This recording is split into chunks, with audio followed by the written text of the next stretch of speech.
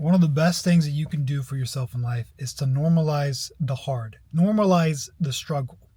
And if you can't normalize it, at least get used to it, because growth demands struggle. Just like you cannot grow in comfort. You cannot grow as a person snuggled up in your bed, right? Just scrolling reels on your phone. It won't happen.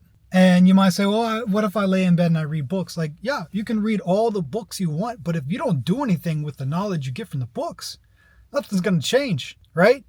You can have the knowledge of God, and that will not change your life in one way or another if you don't do anything with it, okay? You could have somebody with an IQ of 99 and somebody with an IQ of 220.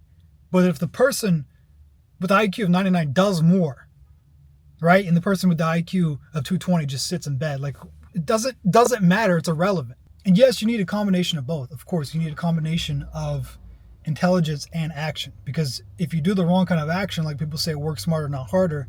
Yes, working hard doesn't just equal success. You need strategy. You need a plan.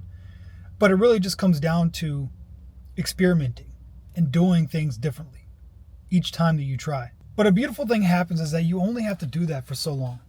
But a beautiful thing happens is that you only have to do that for so long. You only have to get used to the hard for so long until you start to see the results, and then it becomes easy.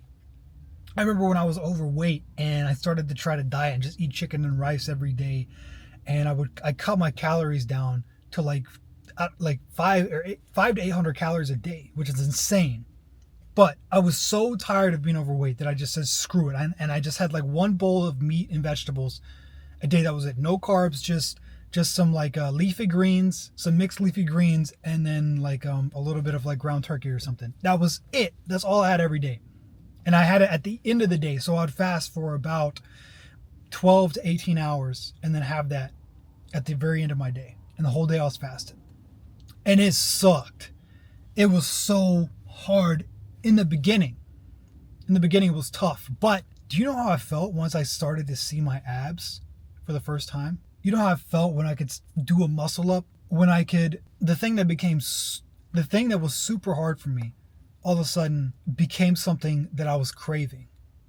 That I couldn't wait to get to the gym. And it became easier at that point to reject bad food when somebody would offer me at work a cookie or a slice of pizza or something. It became easier at that point. And I could reject it with a smile on my face at that point, rather than do it with bitterness or with struggle. Because at that point I knew every single calorie counts. Every single yes or no counts. It makes a difference. It's so hard to see that in the beginning. It's so hard because you don't see it. If you go to the gym one time, you don't see it.